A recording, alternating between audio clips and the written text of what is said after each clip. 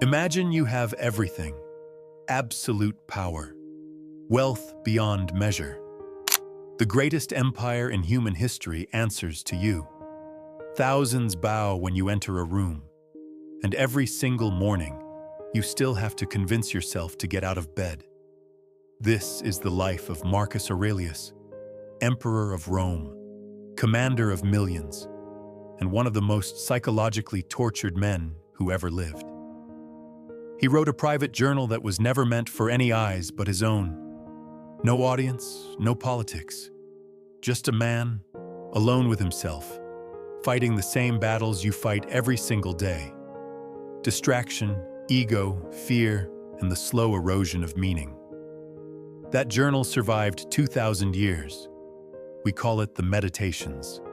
And what it reveals is not the philosophy of a conqueror.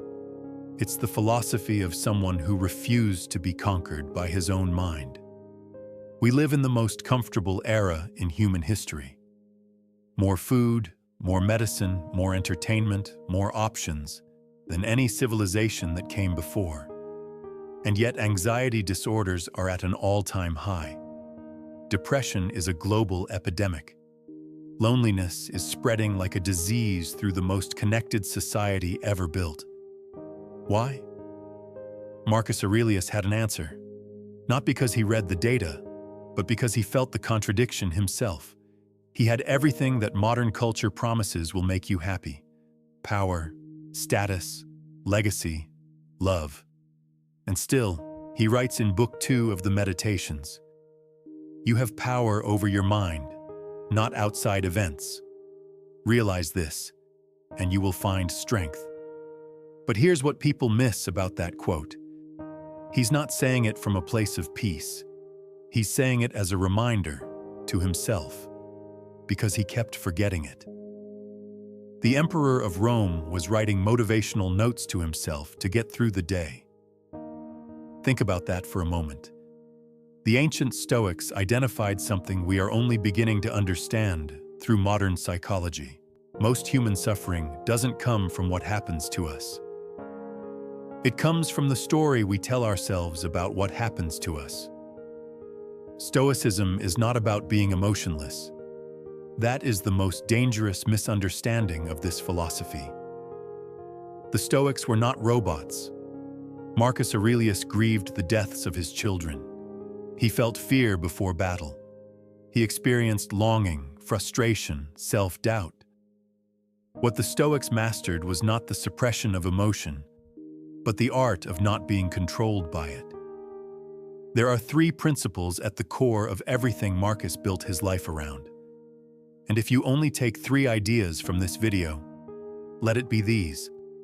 The first, the dichotomy of control. There are things within your power, your attention, your effort, your interpretation of events, your response.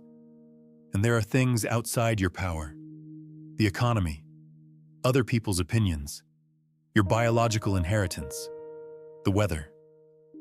Marcus writes, "Make the best use of what is in your power and take the rest as it happens." This sounds simple. It is not.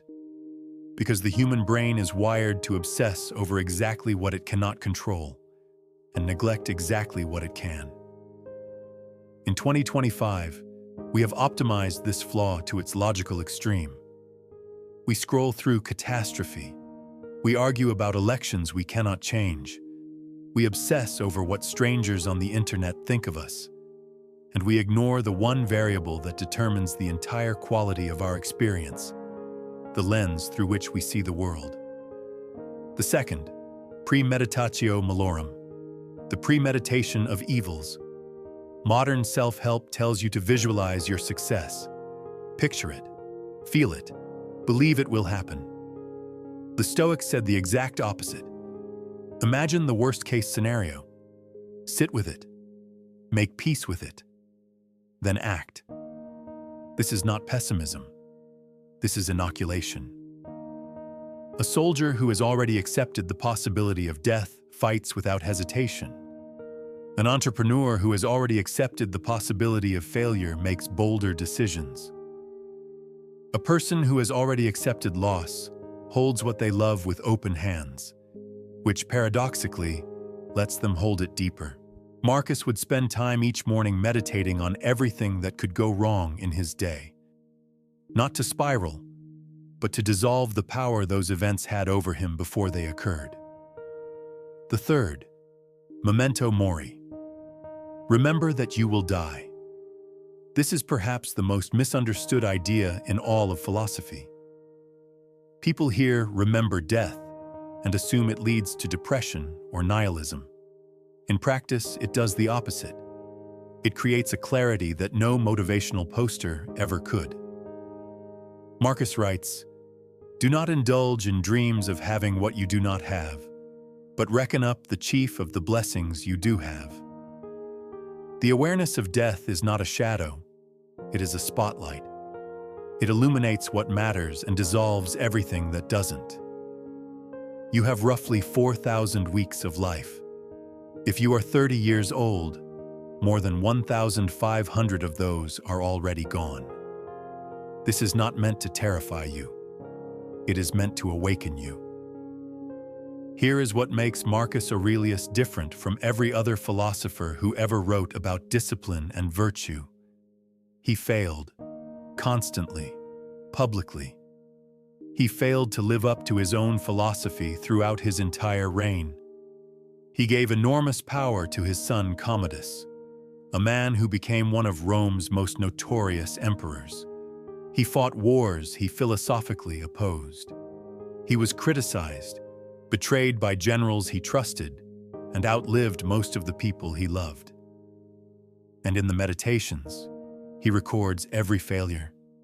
He writes to himself, "You have survived thus far, though you did not deserve to." He calls himself lazy, distracted, ungrateful. He argues with himself the way a person argues with their own reflection at 2 a.m. This is what makes the Meditations one of the most intimate documents in human history. It is not the confident proclamations of a man who has mastered himself. It is the raw, aching honesty of a man who is still trying. And that is exactly the point of Stoicism. Not arrival, not perfection, the practice. The daily, relentless return to your own values, even when you fall short. Especially when you fall short. So what does this actually look like in your life? Not in the ancient world, not in theory. Right now. Marcus had a single morning ritual that took less than 5 minutes. Before the day started, before the demands, the noise, the decisions, he would write. Not a to-do list, not affirmations. He would ask himself 3 questions. What am I grateful for that I am treating as permanent? What difficult thing am I avoiding that I should face today? And what would I do with this day if I knew it was my last? You don't need to be an emperor for this to work. You need a page and a pen and the willingness to be honest with yourself before the world gets loud. The Stoics called this the summum bonum, the highest good. Not achievement, not status, not pleasure, but virtue. The quality of your character, moment to moment, regardless of what surrounds you. That is the thing that cannot be taken from you. Not by economic collapse, not by the opinion of strangers, not even by death itself. Marcus Aurelius died in 180 AD on a military campaign in what is now Vienna. He did not die in his palace. He did not die surrounded by luxury. He died in a tent near the front lines, still fighting for something he believed in. He left behind an empire that would collapse 2 centuries later. He left behind a son who would become a tyrant. He left behind all the wealth and all the power that the ancient world could offer. And he left behind this journal, written not for us, but for himself, that has somehow lasted 2,000 years. Maybe that is the only kind of immortality that matters. Not what you built, not what you conquered, but who you were, quietly, when no one was watching. Waste no more time arguing about what a good man should be. Be one. Marcus Aurelius.